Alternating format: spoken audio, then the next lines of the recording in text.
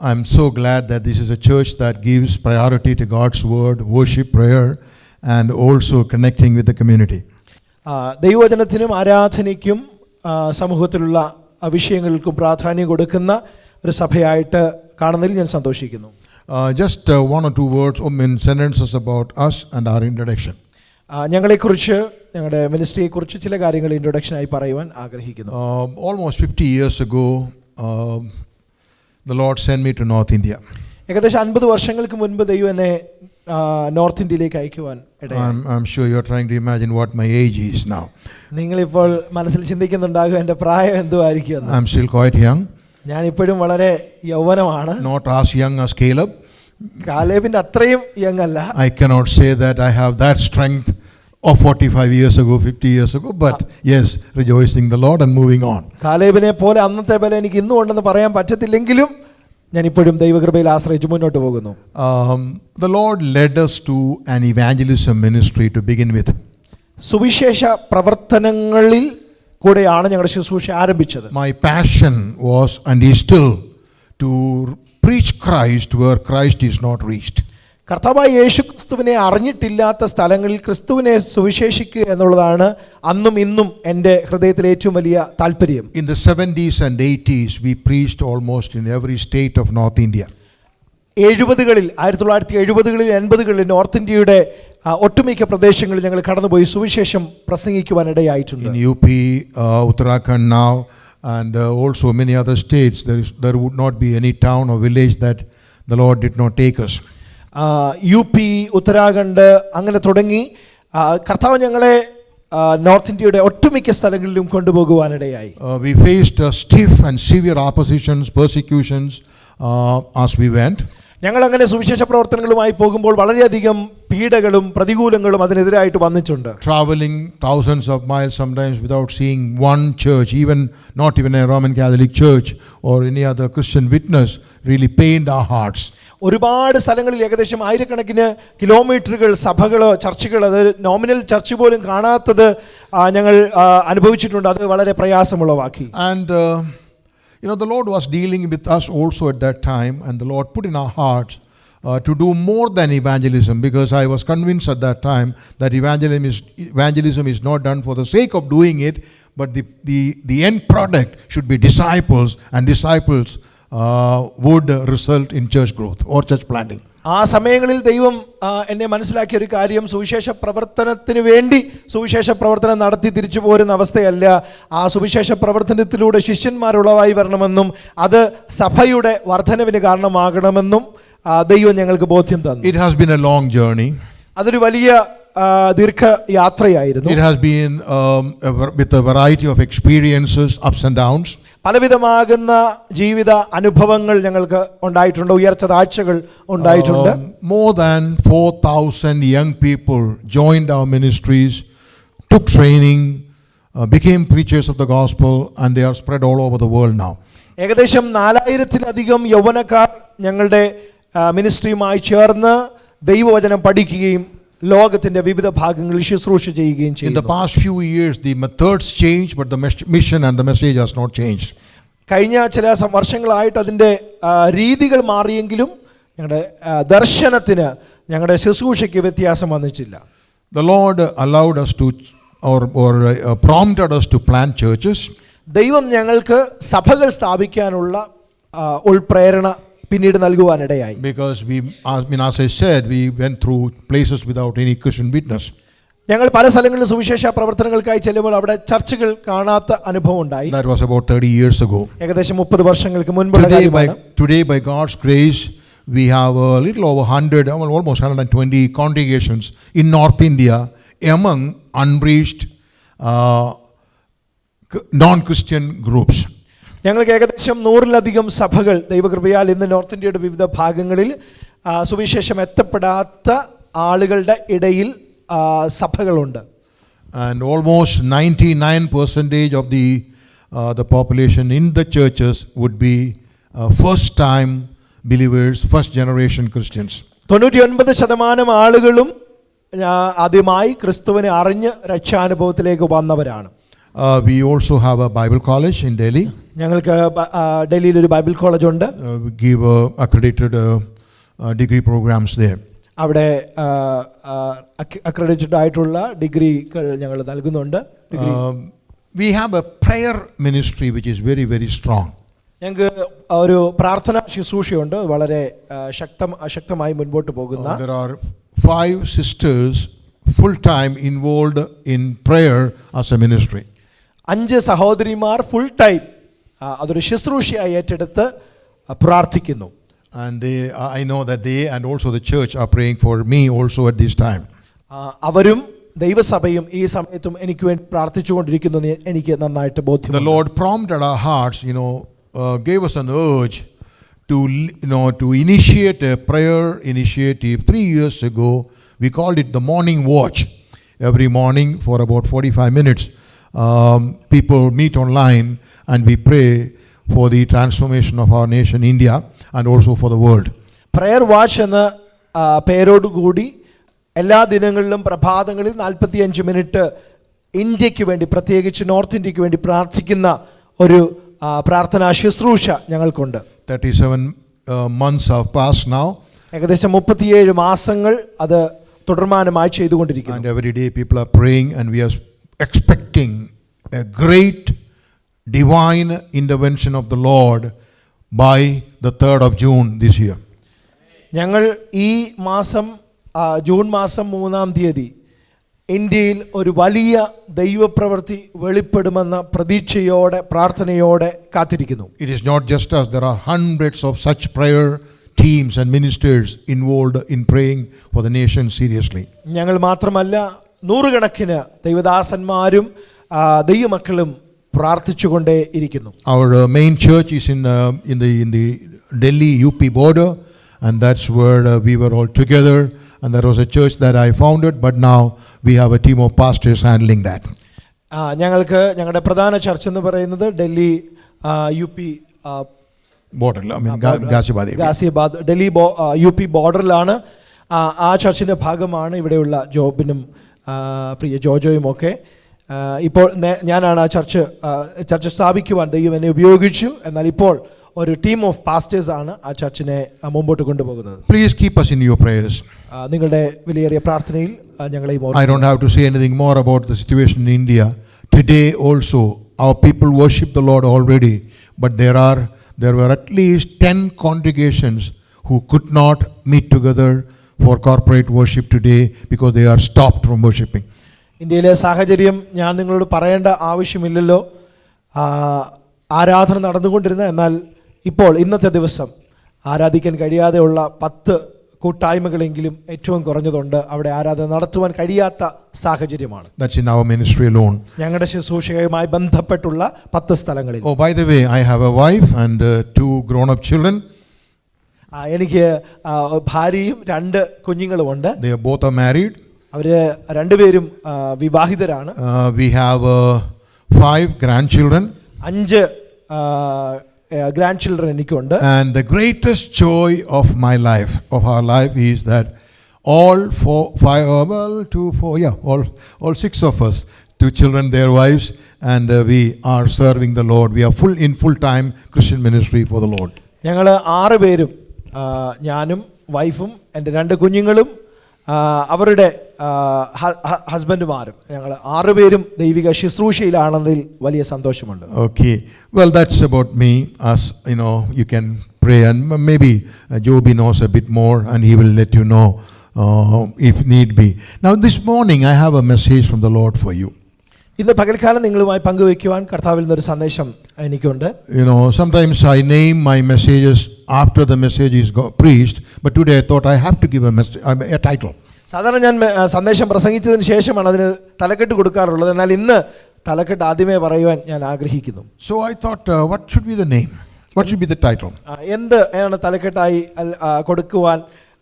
കൊടുക്കുക എന്ന് ഞാൻ ചിന്തിച്ചു. I thought the best title would be How to Embrace a Vision for the Lord. ഏറ്റവും അനുയോജ്യമായ ഒരു തലക്കെട്ട് ദൈവത്തിന് വേണ്ടി എപ്രകാരം ഒരു ദർശനത്തെ ചേർത്ത് പിടിക്കാൻ കഴിയും എന്നുള്ളതാണ്. How shall we embrace? How should we? How can we embrace a vision? നമുക്ക് എങ്ങനെ ഒരു ദർശനത്തെ ചേർത്ത് പിടിക്കുവാൻ കഴിയും. Proverbs chapter 29 verse 18 says like this. പുറപ്പാട് പുസ്തകം Proverbs സദൃശ്യവാക്യം 29 18 ഇപ്രകാരം പറയുന്നു. Where there is no vision, the people perish. വെളിപ്പാടില്ലാത്തടത്ത് ജനം നശിക്കുന്നു, ദർശനമില്ലാത്തടത്ത് ജനം നശിക്കുന്നു. Is it Maryada vittu nadakkunnu, right? Okay, and then also in the book of Daniel chapter 11 verse 32 we find a verse like this. Daniel 11:32 ഇപ്രകാരം കാണുന്നു. You know, the second part of it, the last part of that verse says, the people who know their God shall shall be strong and carry out great exploits.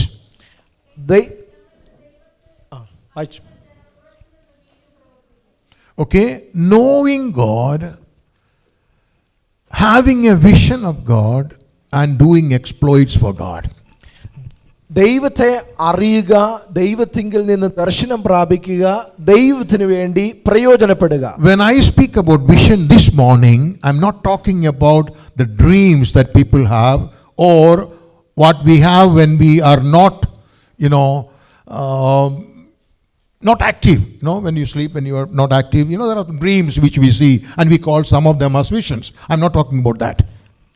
നമ്മൾ രാത്രിയിൽ കിടന്ന് ഉറങ്ങുമ്പോൾ കാണുന്ന സ്വപ്നങ്ങളെ കുറിച്ചല്ല ഞാൻ ദർശനം എന്നതുകൊണ്ട് പറയുന്നത്. ചിലപ്പോൾ നമ്മൾ ദർശനം എന്ന് അതിനെയും വിളിക്കാറുണ്ട്. I know there are also visions like that. God has given such visions to God's people and visions of great importance, and great things have happened. God had foretold things. But today what I'm talking about is a vision birthed out of a strong conviction of who God is. അപ്രകാരം നമുക്ക് പലർക്കും ദൈവം ആഴമായ ദർശനങ്ങൾ കൊടുത്തതിനെ കുറിച്ച് നമുക്കറിയാം. ഇന്ന് ഞാൻ പറയുവാൻ ആഗ്രഹിക്കുന്നത് നമുക്ക് ദൈവം നൽകുന്നതായ ദർശനം, നമ്മെ മുൻപോട്ട് നയിക്കുന്ന ദർശനത്തെ കുറിച്ചാണ്. And that is birthed from our knowledge of who God is. അത് നമ്മുടെ ഹൃദയത്തിൽ ദൈവം നൽകുന്ന ദൈവം ആരെന്നുള്ള അറിവിൽ നിന്ന് ഉളവായി വരുന്നതാണ്. A vision birthed from a strong conviction of faith in what God has said. ദൈവം പറഞ്ഞതിനോടുള്ള വിശ്വാസത്തിൽ നിന്ന് ഉരുത്തിരിഞ്ഞു വരുന്നതാണ് ഈ ദർശനം. A vision birthed from the confidence of knowing God. ദൈവത്തെ അറിയുന്നത് നിമിത്തമായി ഉണ്ടാകുന്ന കോൺഫിഡൻസിൽ നിന്ന് ഉരുത്തിരിഞ്ഞു വരുന്ന ദർശനം. No, I'm not talking about opinions, but I'm talking about strong convictions of an intimate relationship with God, walking with Him, knowing Him, listening to Him, understanding Him, and doing His will.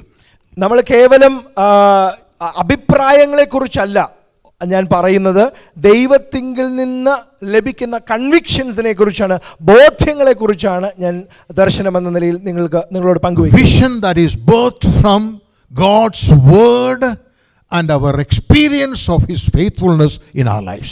ദൈവവചനത്തിൽ നിന്നും ദൈവത്തോടുള്ള ദൈവിക അനുഭവങ്ങളിൽ നിന്നും ഉരുത്തിരിഞ്ഞു വരുന്ന. I'll tell you one example. The example is this.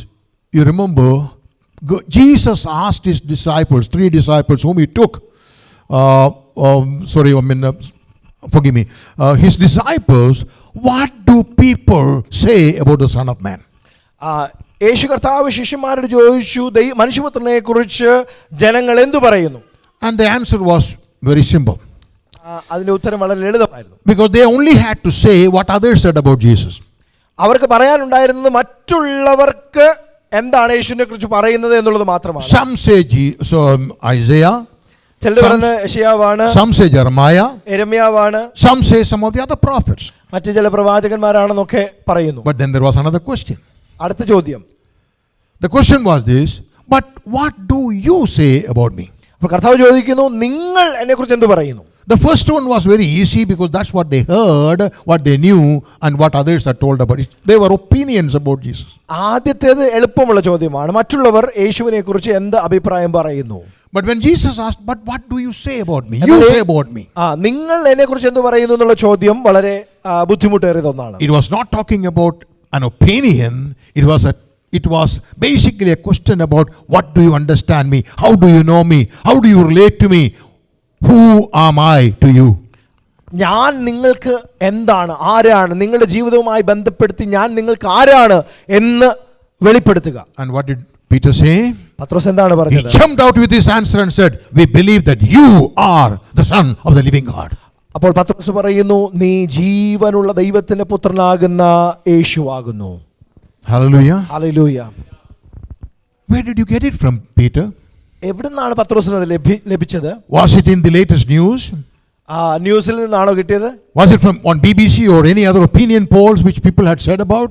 BBC-യിൽ നിന്നോ മറ്റ് ജനങ്ങളുടെ അഭിപ്രായത്തിൽ നിന്നാണോ പത്രോസിന് അത് ലഭിച്ചത്? No, it's not my opinion. It's a conviction of my acquaintance with you, knowing you, following you, understanding you, having seen you. I have come to believe that you are the Son of the living God. മറ്റുള്ളവരുടെ അഭിപ്രായത്തിൽ നിന്ന് ഉള്ളവായി വന്നതല്ല, പത്രോസ് യേശുവിനോട് കൂടെ സഞ്ചരിച്ചത് നിമിത്തമായി, യേശുവിനെ ആഴമായി അറിഞ്ഞത് നിമിത്തമായി പത്രോസിന്റെ ഉള്ളത്തിൽ ഉരുത്തിരിഞ്ഞു വന്നതാണ് യേശു ആരാണെന്നുള്ളത്. Let me submit to you this morning that God is looking for a people of faith through him he can accomplish his purposes on this earth. ദൈവം തന്റെ പദ്ധതിയുടെ പൂർത്തീകരണത്തിനായി ദൈവസന്നിധിയിൽ ദൈവത്തിൽ വിശ്വാസമുള്ളവരെ തിരയുന്നു. And he has been searching, he is still searching, and the search continues. ആമേൻ. കർത്താവ് അതിനുവേണ്ടി ആളുകളെ തിരഞ്ഞുകൊണ്ടേയിരിക്കുന്നു. അത് തിരഞ്ഞുകൊണ്ടിരുന്നു, ഇപ്പോഴും തിരഞ്ഞുകൊണ്ടിരിക്കുന്നു. People who will have the vision, as we were talking about, the vision of who God is. ദൈവം ആരാണെന്നുള്ള ദർശനമുള്ളവരെ കർത്താവ് തിരയുന്നു. Someone who is convinced of the power of Jesus. യേശുവിന്റെ ശക്തിയെക്കുറിച്ച് ബോധ്യമുള്ളവരെ ദൈവം Someone തിരയുന്നു. who has got, been into an intimate relationship with Jesus. യേശുവുമായിട്ട് ആഴമായ ബന്ധമുള്ളവരെ കർത്താവ് തിരയുന്നു. He is looking for a people who will respond to him in faith and say, "You have said it, it could be so. You said it, so it can be so." യേശുവിൽ വിശ്വാസത്തോടെ നീ പറഞ്ഞതുകൊണ്ട് അത് അങ്ങനെ തന്നെ സംഭവിക്കും എന്ന ബോധ്യമുള്ളവരെ കർത്താവ് തിരയുന്നു. With that in mind, I would like to look at a familiar passage of scripture found in the book of Exodus. പുറപ്പാട് പുസ്തകത്തിൽ ഈ കാര്യങ്ങൾ മനസ്സിൽ വെച്ചുകൊണ്ട് തന്നെ പുറപ്പാട് പുസ്തകത്തിൽ വളരെ പരിചിതമായ ഒരു വേദഭാഗത്തിലേക്ക് നിങ്ങളുടെ ശ്രദ്ധയെ ക്ഷണിക്കുന്നു. Chapter 2, രണ്ടാം അധ്യായം, and that is from verses 1 through 10.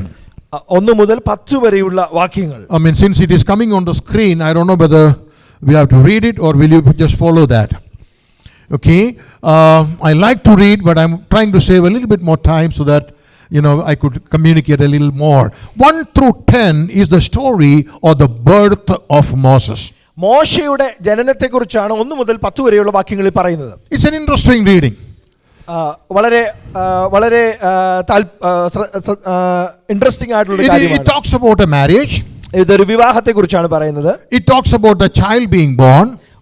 അപ്പോൾ ജനിക്കാൻ പോകുന്ന ഒരു കുഞ്ഞിനെ കുറിച്ചാണ് പറയുന്നത്. And then it also speaks about when the child was born, what happened, immediately what happened at least. കുഞ്ഞ് ജനിച്ച ശേഷം എന്ത് സംഭവിച്ചു എന്ന് നമ്മൾ അവിടെ കാണുന്നു. So what is very big in it? അതിൽ എന്താണ് വലിയ കാര്യം? There are so many people in those days who got married who had children. ആ സമയത്ത് ഒരുപാട് പേര് വിവാഹിതരായി, അവർ കുഞ്ഞുങ്ങളും ഉണ്ടായി. But in this story, what is God trying to communicate to us? ഈ കഥയിലൂടെ അല്ലെങ്കിൽ ഈ സംഭവ കഥയിലൂടെ ദൈവം എന്താണ് നമ്മോട് സംസാരിക്കാൻ ആഗ്രഹിക്കുന്നത്?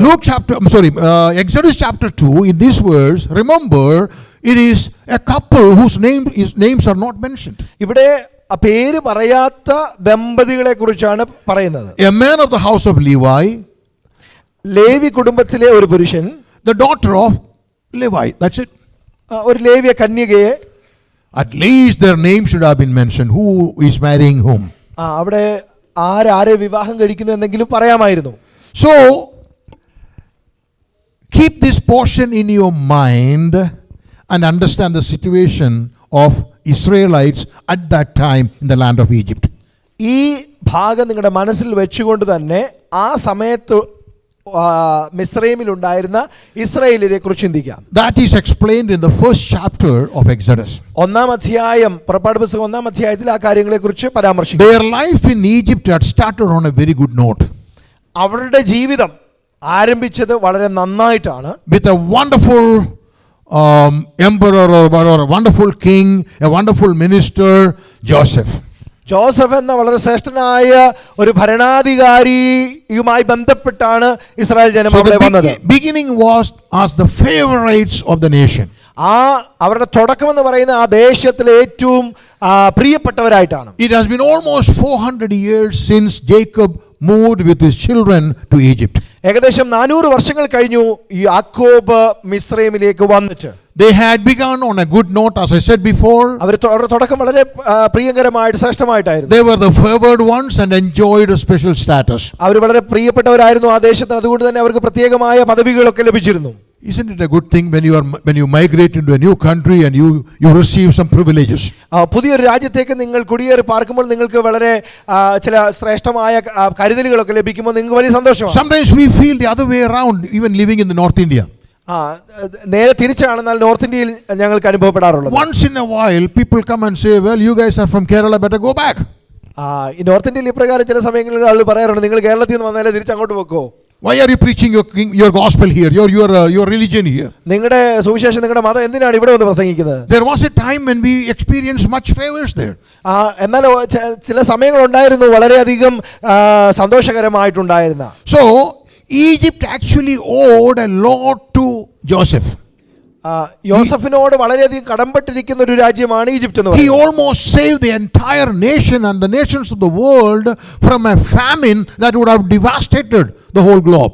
മിസ്രൈം എന്ന് പറയുന്നത് യോസഫ് നിമിത്തം വളരെയധികം ഫേവർ അനുഭവിച്ച രാജ്യമാണ്. അവർ നശിച്ചു പോകാമായിരുന്നു. യോസഫിന്റെ ഇടപെടൽ കൊണ്ടാണ് അവർ നിലനിന്നത് തന്നെ. As you study the chapter 1 of Exodus, that golden era which they had slowly diminished. It was gone. അവരുടെ സുവർണ കാലഘട്ടം അവസാനിച്ചതായി 1-ാം അധ്യായം പുറപ്പാട് പുസ്തകം നമ്മെ പഠിപ്പിക്കുന്നു. A new pharaoh who did not know Joseph came into power. യോസഫിനെ അറിയാത്ത മറ്റൊരു ഫറവോ അവിടെ അധികാരത്തിൽ വന്നു. And a new generation had come. പുതിയൊരു തലമുറ വന്നു. Who were envious of Joseph, envious of his people, envious of the prosperity that this people from other country had in their own country. യോസഫിന്റെ തലമുറകൾക്കുണ്ടായ അഭിവൃദ്ധിയിൽ അസൂയയുള്ള ഒരു കൂട്ടം ജനങ്ങൾ അവിടെ എഴുന്നേറ്റ് വന്നു. They could not digest the prosperity, the special privilege and the blessings that these people had. മിസ്രൈമ്യർക്ക് ഇസ്രായേലിയർക്കുണ്ടായ അഭിവൃദ്ധിയും അവർക്കുണ്ടായ അനുഗ്രഹങ്ങളും ഉൾക്കൊള്ളാൻ കഴിഞ്ഞില്ല. They were considered, these people, Israelites, were considered a threat to their nation now. മിസ്രൈമ്യർ ഇസ്രായേലിനെ കുറിച്ച് ചിന്തിക്കുന്നത് അവർ ഞങ്ങൾക്കൊരു ഭീഷണിയാണെന്ന്. And they felt that we are not having these privileges because they are having all the privileges. ഞങ്ങൾക്ക് പല പദവികളും ഞങ്ങൾക്ക് അനുഭവിക്കേണ്ട പലതും അവർക്കാണ് കിട്ടുന്നത്, ഞങ്ങൾക്ക് കിട്ടുന്നില്ല. A good friend of mine living in England, whom I know for almost 50 years, ever since I started the ministry, he told me once, here in England, from England, he said, because all your people are here, my children don't get jobs.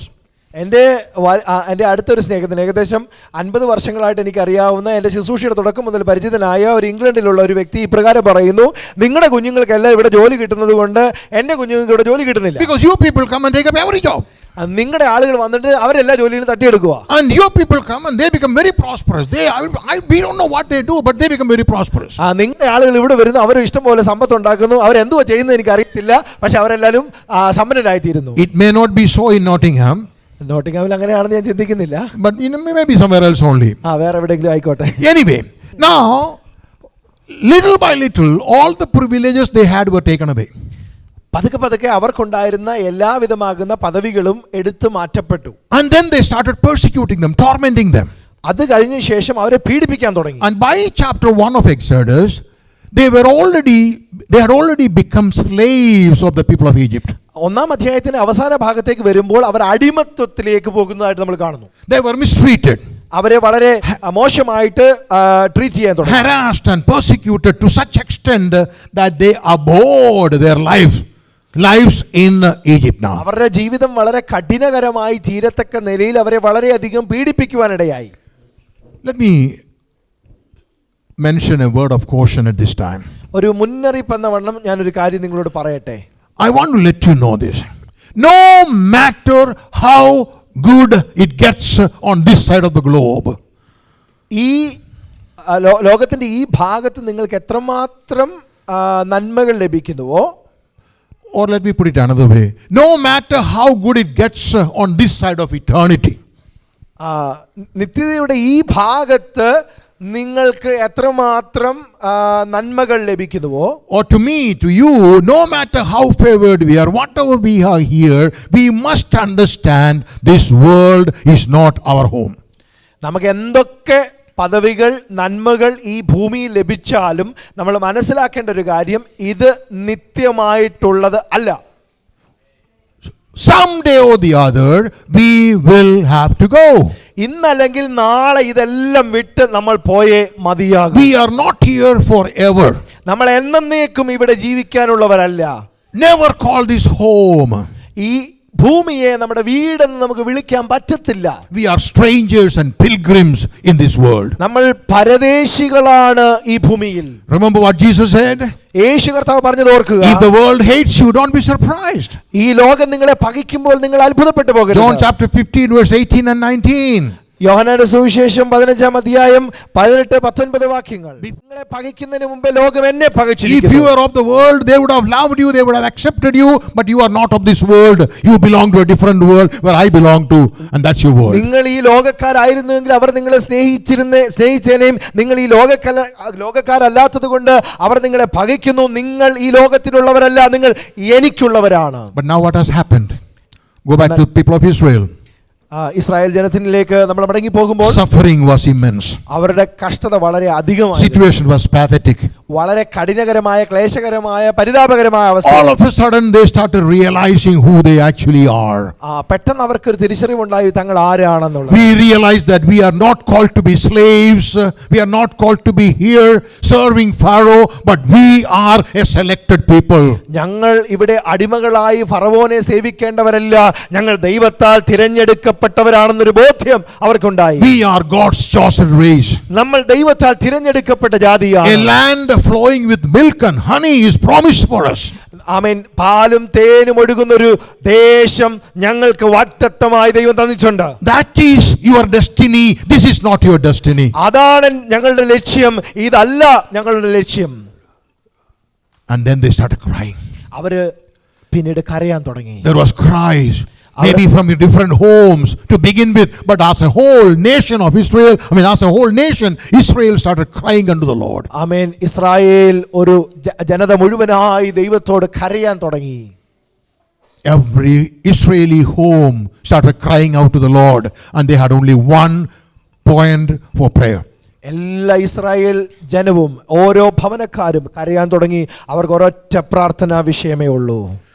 What is the prayer? അവരുടെ പ്രാർത്ഥനാ വിഷയം, God send us a deliverer. ദൈവമേ ഞങ്ങൾക്കൊരു വീണ്ടെടുപ്പുകാരനെ അയക്കണമേ. We are not of this world. We don't want to live here. God send us a deliverer. ഞങ്ങൾ ഈ ലോകക്കാരല്ല, ഞങ്ങൾ ഈ ദേശക്കാരല്ല, ഞങ്ങളെ വിടുവിക്കാൻ ഒരു വീണ്ടെടുപ്പുകാരനെ അയക്കണമേ. We remember our destiny is beyond. We know that Canaan is promised for us. We want to go there, please, but we cannot. We are stuck here. We are tormented. Please send us a deliverer. ഞങ്ങളുടെ ലക്ഷ്യം, ഞങ്ങളുടെ നിത്യത ഇതല്ല. ആമേൻ. ഞങ്ങളെ ഇതിൽ നിന്ന് വിടുവിക്കണമേ, ഞങ്ങളുടെ ദേശത്തേക്ക് ഞങ്ങളെ കൊണ്ടുപോകണമേ. They prayed, it is true.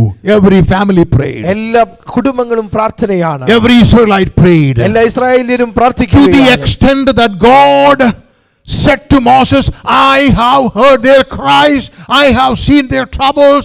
When they cry, I am listening to it every day. ഞാൻ അവരുടെ കഷ്ടത കണ്ടു, അവരുടെ കണ്ണുനീർ കണ്ടു, അവർ നിലവിളി കേട്ടു എന്ന് ദൈവം മോശയോട് പറയത്തക്ക നിലയിൽ അവർ കരയുകയും പ്രാർത്ഥിക്കുകയും ചെയ്തു. But what happened? The more they prayed, the troubles increased the more. അവർ പ്രാർത്ഥന വർദ്ധിപ്പിക്കും തോറും അവരുടെ പ്രശ്നവും വർദ്ധിക്കാൻ തുടങ്ങി. Now they have come to a stage where Pharaoh sent an edict saying every male child born into an Israeli family should be thrown into the Nile River. ഇപ്പോൾ കഠിനകരമായ അവരുടെ പ്രശ്നത്തിന്റെ കാഠിന്യം വർദ്ധിച്ചു. ഫറവോൻ ഒരു കൽപ്പന പുറപ്പെടുവിച്ചു, ജനിക്കുന്ന ആൺകുഞ്ഞിനെ എല്ലാം നൈൽ നദിയിൽ എറിഞ്ഞു കളയണം. From every home a prayer is being raised each day. എല്ലാ കുടുംബത്തിലും പ്രാർത്ഥന ഉയരുകയാ. What is the prayer? God send us a deliverer. ദൈവമേ ഞങ്ങളെ വിടുവിക്കുവാൻ ഒരാളെ അയക്കണമേ. God send us a deliverer.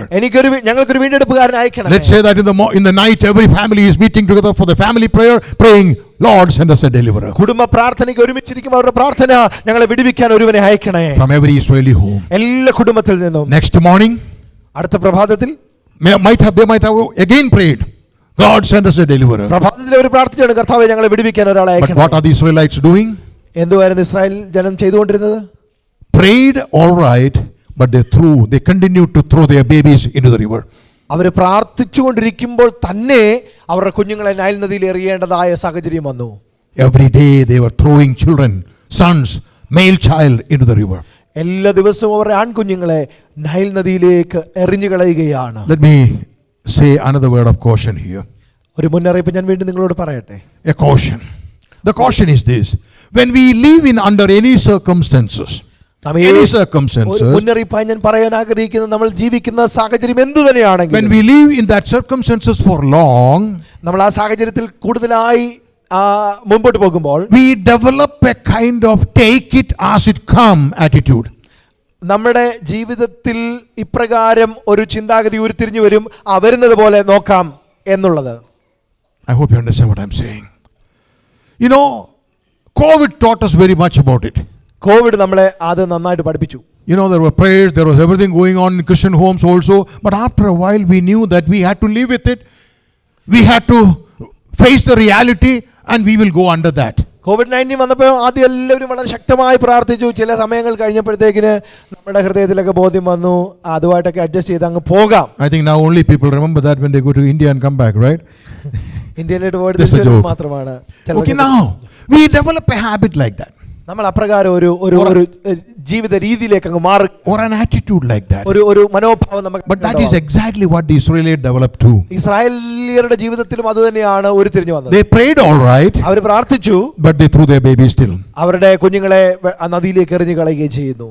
Now that's where chapter 2 begins. അവിടെയാണ് രണ്ടാം അധ്യായം ആരംഭിക്കുന്നത്.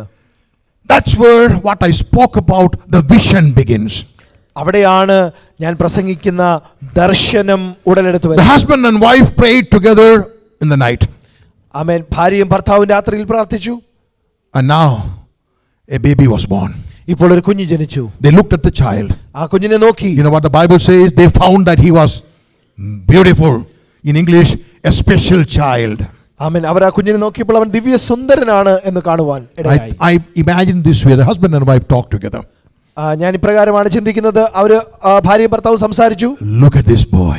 ഈ കുഞ്ഞിനെ നോക്കിക്കേ. Isn't he special? ഇവൻ ആമേൻ പ്രത്യേകതകൾ ഉള്ളവനായി തോന്നുന്നില്ലേ? What do you mean by that special? Special എന്നതുകൊണ്ട് എന്താണ് അർത്ഥമാക്കുന്നത്? Bible says he was a special child. തിരുവചനം പറയുന്നു അവനൊരു പ്രത്യേക കുഞ്ഞായിരുന്നു. What was a specialty? അവന്റെ പ്രത്യേകത എന്താണ്? You know what they started saying? അവരെന്താണ് പറയാൻ ആരംഭിച്ചതെന്ന് അറിയാമോ? Wife, because the name is not mentioned there. Wife, I think he could be the deliverer. എൻ്റെ ഭാര്യയെ ഇതായിരിക്കാം ഒരു പക്ഷേ വിടുവിക്കുവാൻ വേണ്ടി ദൈവത്താൽ അയക്കപ്പെട്ടവൻ. What are they praying for? അവരെന്തായിരുന്നു എന്തിനു വേണ്ടിയാ പ്രാർത്ഥിച്ചത്? Every Israeli mother, father, every religious person, they are all praying, God send us a deliverer. എല്ലാവരും എന്താണ് പ്രാർത്ഥിച്ചുകൊണ്ടിരുന്നത്? ഞങ്ങൾക്കൊരു വിടുവിക്കുവാൻ വേണ്ടി ഒരുവനെ അയക്കണമേ. The question is this. ചോദ്യം ഇവിടെ ഇതാണ്. You are praying all right, that's good. നിങ്ങൾ പ്രാർത്ഥിക്കുന്നു, വളരെ നല്ല കാര്യം. But if you don't act, if you continue to throw all your male children into the river, where will the deliverer come?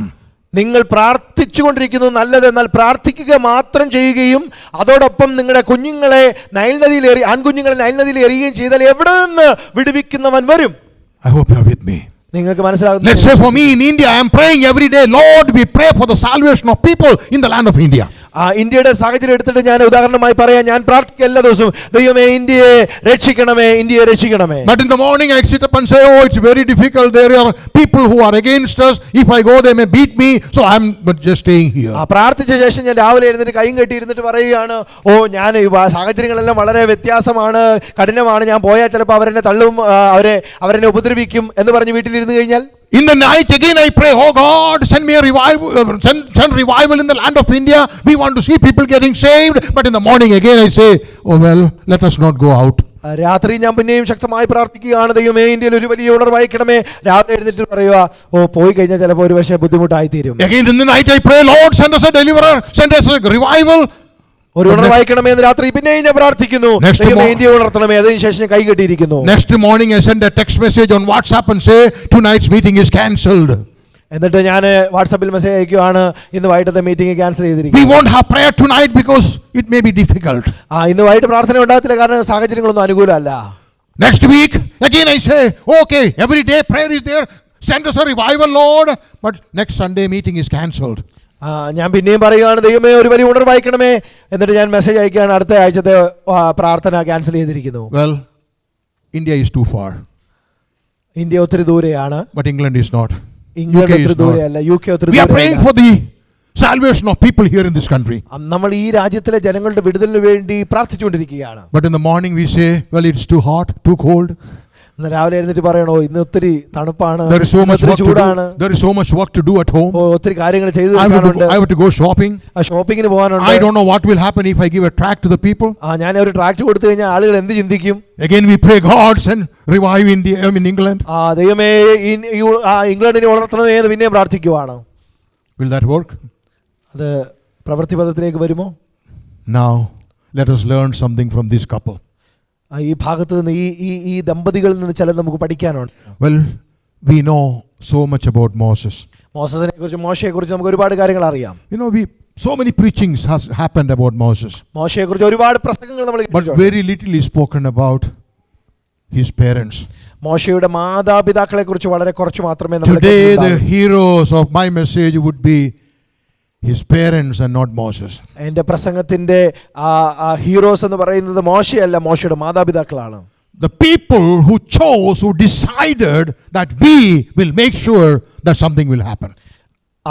ആ മാതാപിതാക്കൾ ഇപ്രകാരം ഹൃദയത്തിൽ തീരുമാനമെടുത്തു, ദൈവത്തിനു വേണ്ടി ചിലത് ചെയ്യും, അല്ലെങ്കിൽ ദൈവനാമത്തിനു വേണ്ടി നിൽക്കും. We will not stop just by praying, but we will go one step further and we will do something. കേവലം പ്രാർത്ഥന കൊണ്ട് നിർത്തത്തില്ല, ഞങ്ങൾ ദൈവത്തിനു വേണ്ടി ചിലത് ചെയ്യും.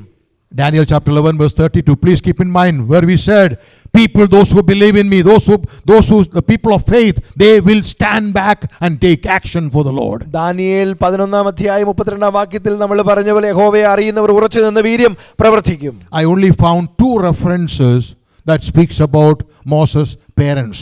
മോശയുടെ മാതാപിതാക്കളെ കുറിച്ച് പറയുന്ന 2 വേദഭാഗങ്ങൾ മാത്രമേ എൻ്റെ ശ്രദ്ധയിലേക്ക് വന്നിട്ടുള്ളൂ. Hebrews chapter 11 verse 23, in the hall of faith, they are mentioned again. എബ്രായ ലേഖനം 11 അധ്യായത്തിൽ വിശ്വാസ വീരന്മാരുടെ പട്ടിക പറയുമ്പോൾ അവിടെ മോശയുടെ മാതാപിതാക്കളെ Even കുറിച്ച് there their പരാമർശിക്കുന്നു. names don't അവിടെയും മോശയുടെ മാതാപിതാക്കളുടെ പേര് കാണുന്നില്ല. It reads like this: by faith Moses after his birth was hidden for 3 months by his parents, because they saw he was a beautiful and divinely favored child, and they were not afraid of the king's decree.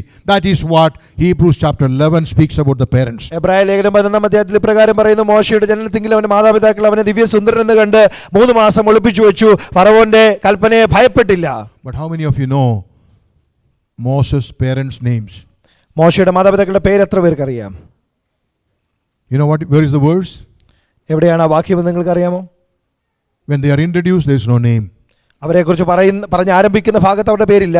They did something that was mentioned. അവർ ചെയ്ത കാര്യം എഴുതിയിട്ടുണ്ട്. Brothers and sisters, children, it's not important whether your name comes or not. നിങ്ങളുടെ പേര് മുൻപോട്ട് വരുന്നോ ഇല്ലയോ എന്നുള്ളത് വിഷയമല്ല. What position you hold in the church or in the community, that's not important. ഈ സമൂഹത്തിൽ അല്ലെങ്കിൽ സഭയിൽ നിങ്ങൾക്ക് എന്ത് സ്ഥാനമാണുള്ളത് അത് വിഷയമേ അല്ല. Whether I am part of the committee or I am part of the leadership team, that's not the important. ഞാൻ കമ്മിറ്റിയുടെ ഭാഗമാണോ അല്ലെങ്കിൽ സഭയുടെ നേതൃത്വത്തിന്റെ ഭാഗമാണോ ഒന്നും വിഷയമല്ല. Am I willing to take action for the Lord? Am I willing to walk in obedience? That's the question. കർത്താവിന് വേണ്ടി ചിലത് ചെയ്യാൻ, കർത്താവിനെ അനുസരിക്കാൻ തയ്യാറാണോ എന്നുള്ളത് മാത്രമാണ് വിഷയം. Their names are mentioned in Exodus chapter 6 verse 20. അവരുടെ പേര് പുറപ്പാട് പുസ്തകം 6 അധ്യായം 20 വാക്യത്തിൽ പറഞ്ഞിട്ടുണ്ട്.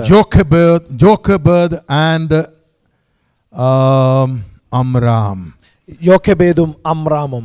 That's the only place their names are mentioned. അവിടെ മാത്രമാണ് അവരുടെ പേര് കാണുന്നത്. You know, these are people who chose to make a difference. ഈ ആളുകൾ ദൈവത്തിന് വേണ്ടി വ്യത്യസ്തമായി നിൽക്കുവാൻ They ആഗ്രഹിച്ചു. said, we will not throw our child in the river. അവരെ ഹൃദയത്തിൽ തീരുമാനിച്ചു, ഞങ്ങളുടെ കുഞ്ഞിനെ ഞങ്ങൾ നൈൽ നദിയിൽ We ഇടത്തില്ല. are willing to do something that nobody else will do. മറ്റാരും ചെയ്യാത്ത ചിലത് ദൈവത്തിന് വേണ്ടി ചെയ്യാൻ ഞാൻ ഒരുക്കമാണ്. Who are the heroes of faith? ആരാണ് വിശ്വാസ വീരന്മാർ? Who are those who will take action for the Lord? ആരാണ് ദൈവനാമത്തിന് വേണ്ടി ചില ചെയ്യാൻ തയ്യാറാകുന്നത്? Those who know their God. ആമേൻ. ദൈവത്തെ അറിയുന്നവർ മാത്രമാണ് ദൈവത്തിന് വേണ്ടി ചില ചെയ്യുന്നത്. Those who are willing to take the risk and go forward and do something different. ആമേൻ. ദൈവത്തിന് വേണ്ടി റിസ്ക് എടുക്കുവാൻ, കഠിനകരമായ ആ കാര്യങ്ങൾ ഏറ്റെടുക്കുവാൻ തയ്യാറുള്ളവർ മാത്രമാണ് മുൻപോട്ട് പോകുന്നത്. I think my time is up.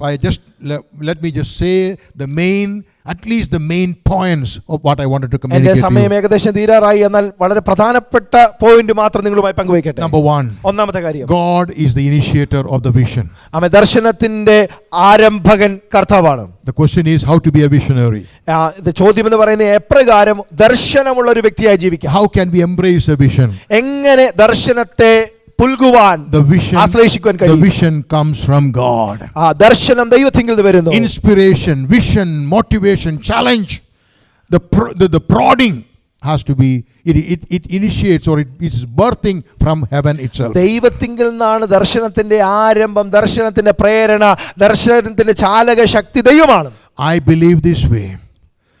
Jochebed and Amram, even as his wife was pregnant, the husband would have said to his wife, and the wife said the other way too, and they would have said, this child who is in your stomach, in your womb, he could be the deliverer.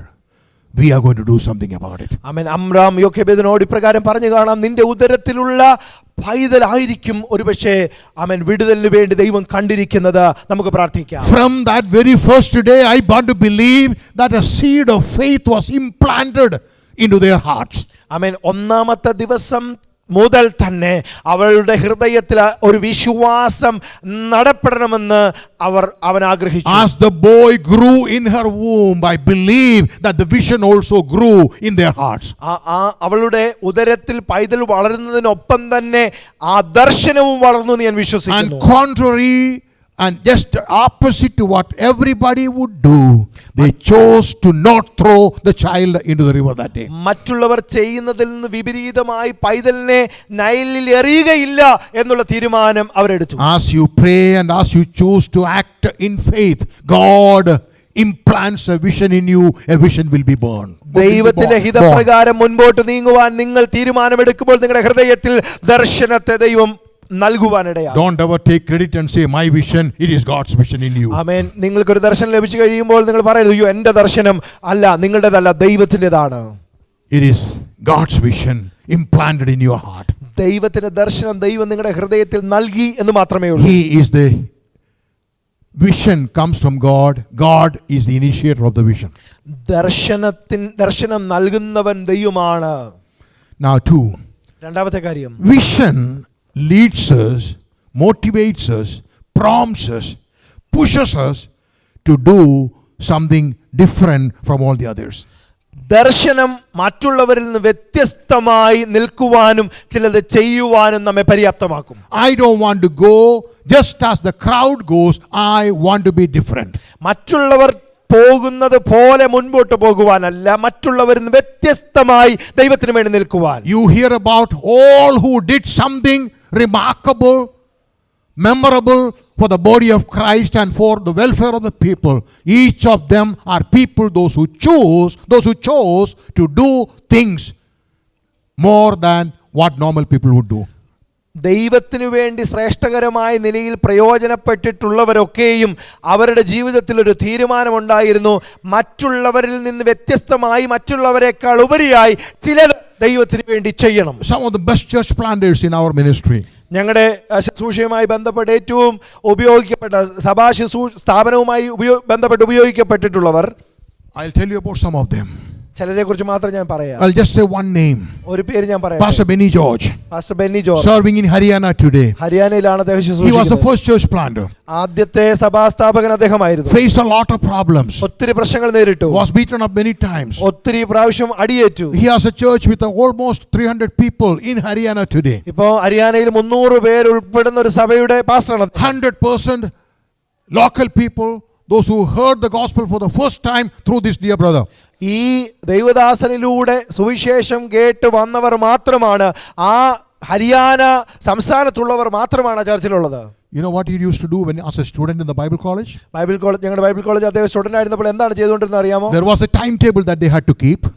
അവർക്ക് എപ്പോഴും ഒരു time table ഉണ്ട്. അത് അവർ There അതുപോലെ was a time about when to get up, എഴുന്നേക്കാൻ സമയമുണ്ട്, when to go to bed. ബെഡിൽ ഉറങ്ങാൻ പോകാൻ സമയം, Devotion time is there. ഡിവോഷന്റെ ടൈം ഉണ്ട്, Assignment time is there. Assignment ചെയ്യാൻ സമയമുണ്ട്. But there were also some free time in between. ഇടയ്ക്ക് ഫ്രീ ടൈമുകളും ഉണ്ട്. Nobody came and asked you what you did at your free time. ആരും നിങ്ങളോട് വന്ന് ചോദിക്കത്തില്ല നിങ്ങളുടെ ഫ്രീ ടൈമിൽ നിങ്ങൾ എന്തുവാ ചെയ്തത്. 10:30 is the lights off and nobody bothered afterwards what you did. 10:30 light of ആണ്, അതിനുശേഷം നിങ്ങൾ എന്ത് ചെയ്യുന്നുള്ളത് ആരും ചോദിക്കത്തില്ല. The monitor or the warden would come and only see whether the lights were off or not. ആ വാർഡൻ വന്നിട്ട് ആകെ നോക്കുന്ന കാര്യം ലൈറ്റ് ഓൺ ആണോ ഓഫ് ആണോ എന്നുള്ളത് മാത്രമാണ്. But we know this is true.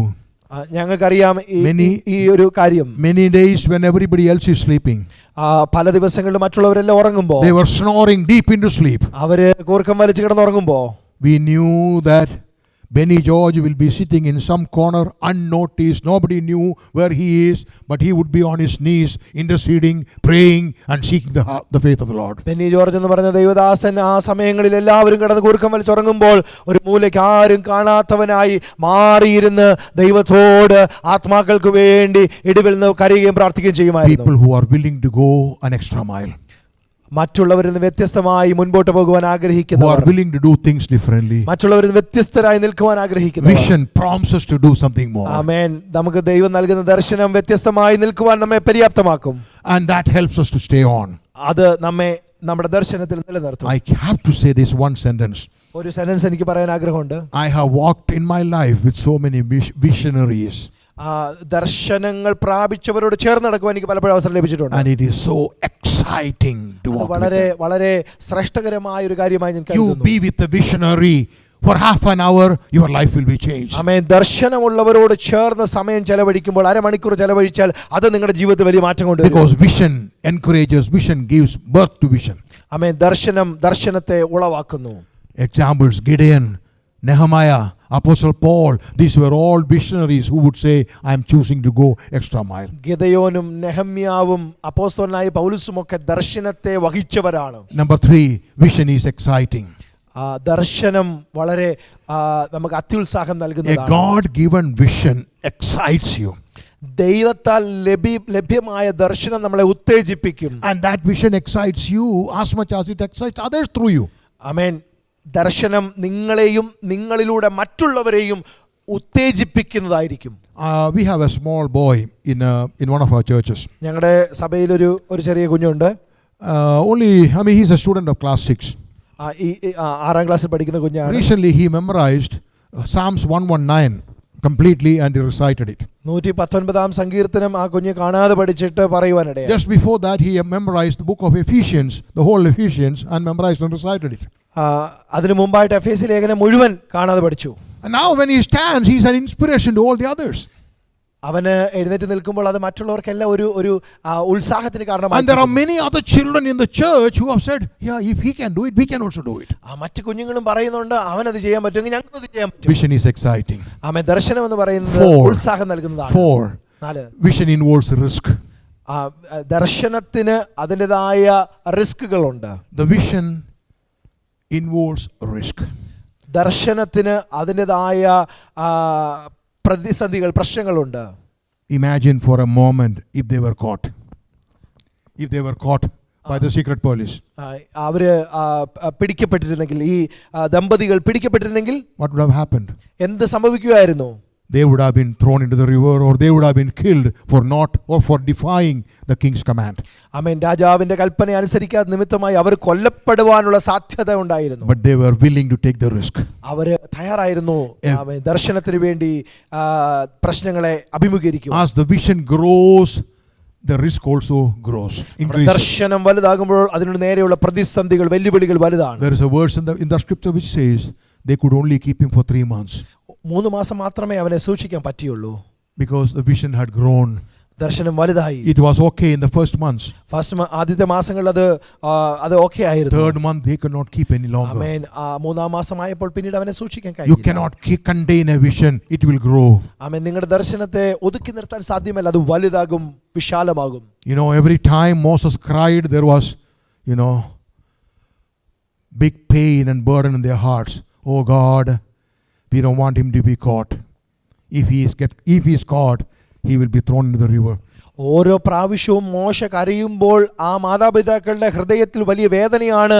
കാരണം പിടിക്കപ്പെട്ടാൽ അവൻ നൈൽ നദിയിൽ എറിയപ്പെടും. You know, he had a stammering lips, right?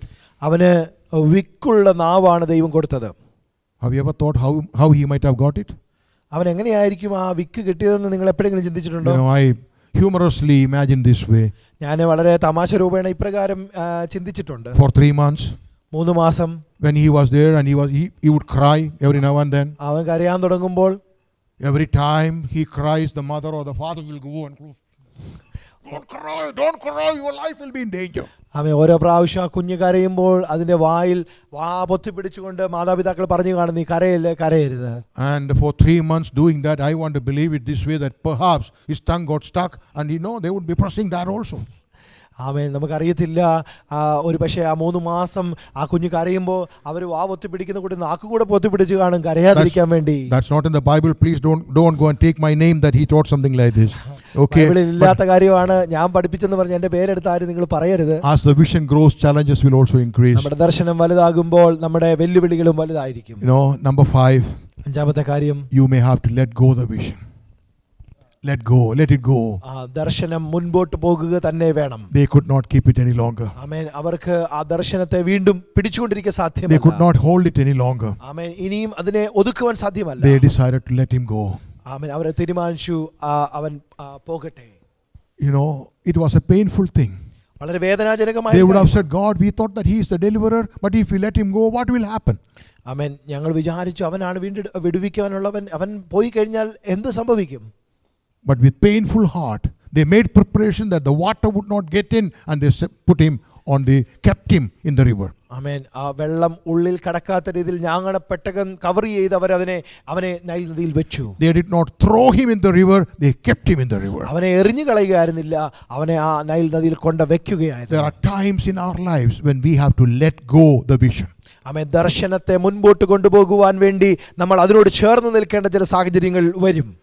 In my personal life, I know in my ministry, there were times that I had to let it go. Release it. ചില സമയങ്ങളിലെങ്കിലും എൻ്റെ ശുശ്രൂഷ ജീവിതത്തിലും അപ്രകാരമുള്ള വിഷയങ്ങൾ നേരിട്ടിട്ടുണ്ട്. പോട്ടെ, ദർശനം മുൻപോട്ട് പോകട്ടെ എന്ന് കരുതി വിട്ട സമയങ്ങളുണ്ട്. Number 6. ആറാമത്, I'm finishing. A vision will never be wasted.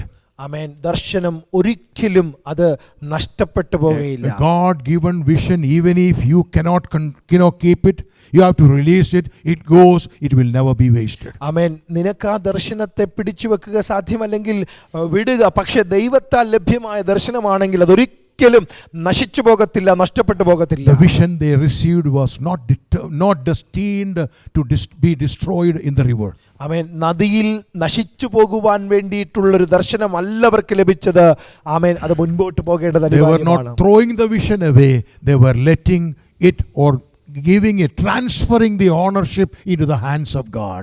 അവരൊരിക്കലും ദർശനത്തെ എറിഞ്ഞു കളയുകയല്ല, അവർ ദർശനത്തെ ദൈവകരങ്ങളിലേക്ക് സമർപ്പിക്കുകയത്രേ ചെയ്തത്. And they would have said, Lord, you know everything. You are the only one who can sustain this, and we are letting him go.